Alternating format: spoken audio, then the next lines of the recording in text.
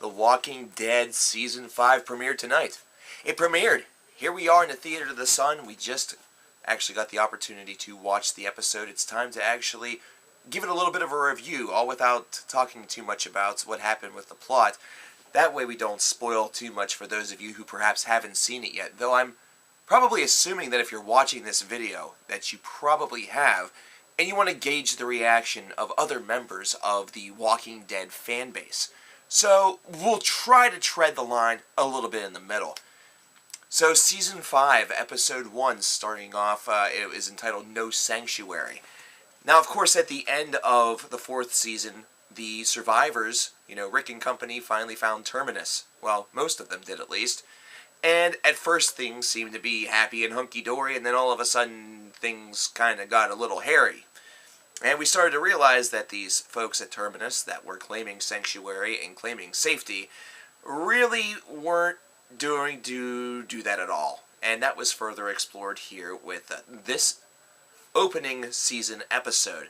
And the funny part about it is that this episode has a huge scope to it, and it almost feels like this is a cycle that it feels completed already, even though it no doubt is not. There's definitely still perhaps some loose ends to tie up, or some leftover things to talk about, at least whenever it comes to Terminus.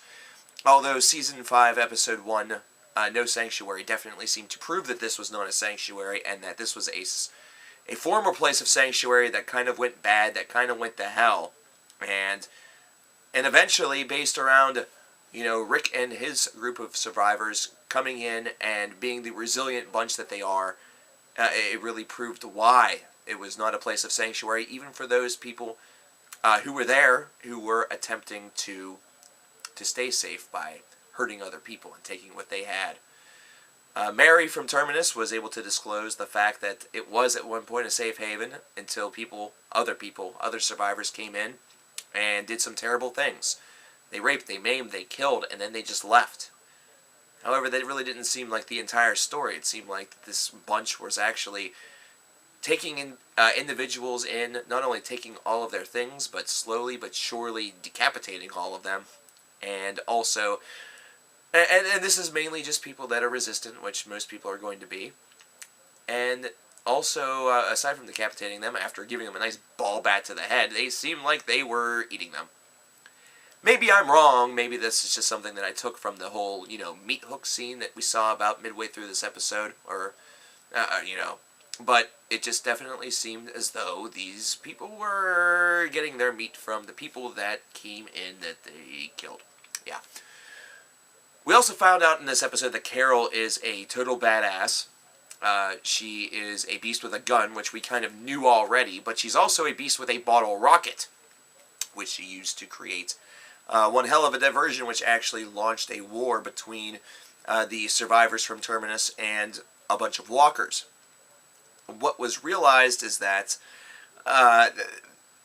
this actually gave Rick and a couple of other survivors, Daryl, Bob, and just to name a couple, the opportunity to escape and actually sort of turn the tide a little bit and gave them all the potential to escape and to free the other survivors, including the Seamus lookalike, Carl, etc., and allowed them to escape from Terminus.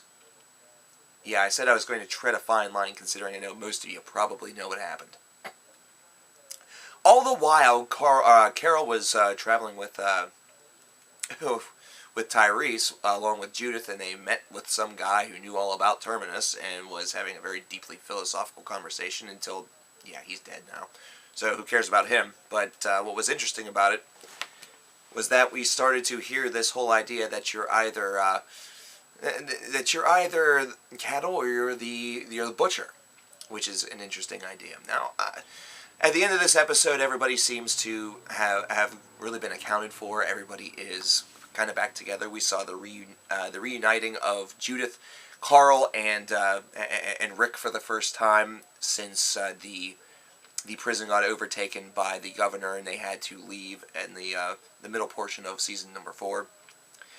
And we also saw the reunion between between Daryl and Carol, which was a strange and budding relationship that everybody thought was going to be taken to the next level, but obviously did not have that opportunity, since Rick exiled Carol in the early portion of Season 3, or Season 4 as well.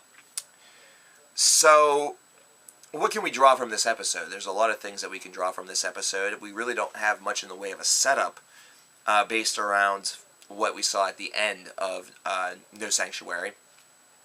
I feel as though Terminus is not completely dead and gone. It's not something that's totally over with, because there are some people who are kind of the head honchos, the higher-ups from the crew that still are not seen as dead or deceased. It's kind of being written off that these people will either run or die, and Rick originally wanted to go and slaughter them, but yeah.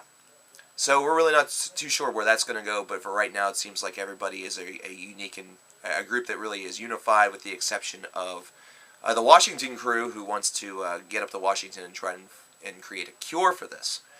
But for right now they seem to just be following along because it's means to an end. The characters that I felt grew the most in this episode, or that we learned the most about within this episode, were Rick and Carol. And the reason why these two definitely really illuminate themselves as such is because of Rick's resiliency, his ability to break out of his bindings and eventually kill the two individuals that were going to kill he and the rest of his captured survivors.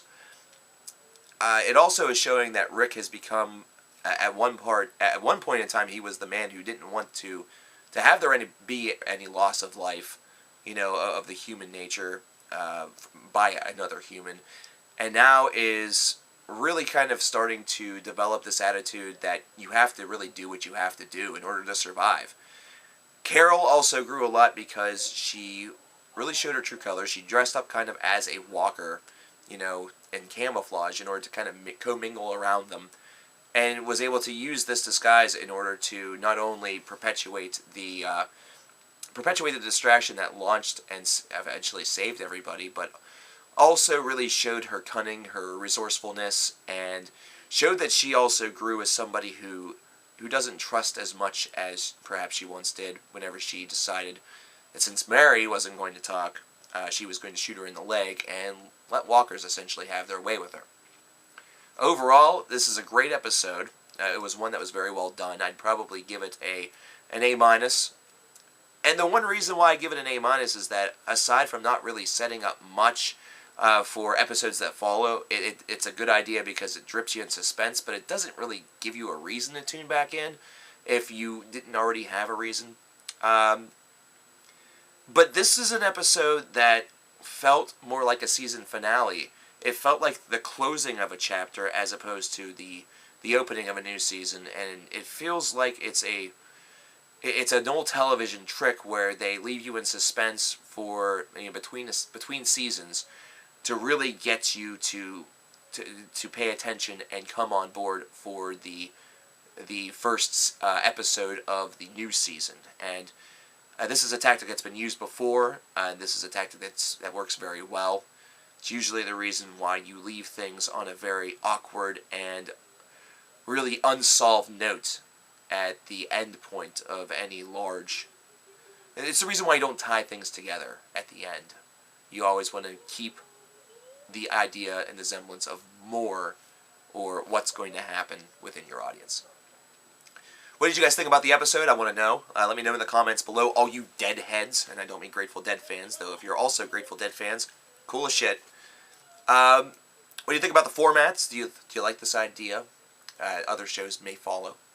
And definitely subscribe to the Theater of the Sun, and if you're not already subscribed to Cover Killer Nation, pop over there and do that, especially if you're a music fan, because that's what we talk about primarily over there. Thank you guys so much. Like and comment, please. And I will see you guys here next week for Episode 2 of The Walking Dead Season 5. We're going to follow this all the way up until this season finale next year. I'll talk to you later on.